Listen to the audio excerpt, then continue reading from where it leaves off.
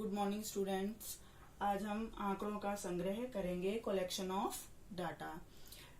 आंकड़ों का संग्रह समझने के लिए हमें सांख्यिकी का अर्थ पता होना चाहिए। सांख्यिकी का अर्थ मैंने आपको करा दिया था, फिर भी एक बार आज फिर से बता रही हूँ।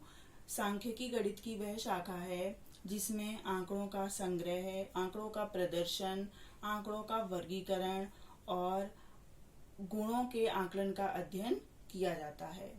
तो हम सांख्यिकी में इन सब का अध्ययन करते हैं, गुणों का, आंकड़ों के वर्गीकरण। आज हम करेंगे आंकड़ों का संग्रह। तो संग्रह करने के लिए पहले हमें आंकड़ों का अर्थ पता होना चाहिए।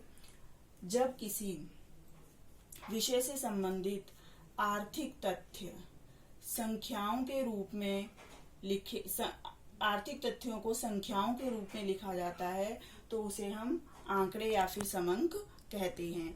जैसे कि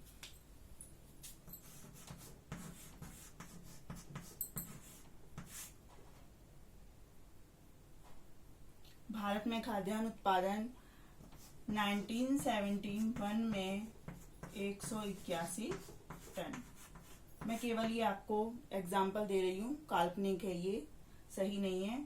1991 में मान लो कि 192 है। तो ऐसे संख्याओं में दर्शाना क्या है? आंकड़ा कहलाता है, समंक कहलाता है। आगे है आंकड़ों का संग्रह।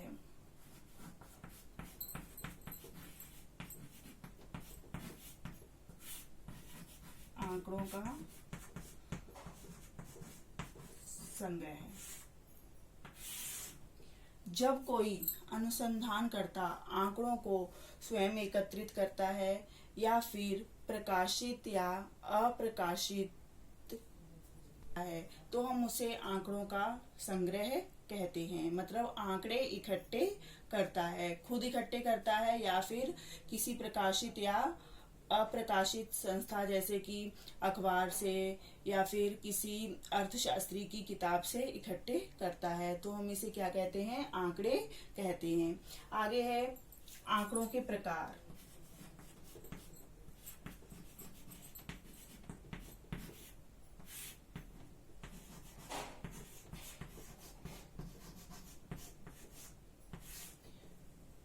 Types of data. दो प्रकार हैं इसके। पहला है हमारे पास प्राथमिक आंकड़े।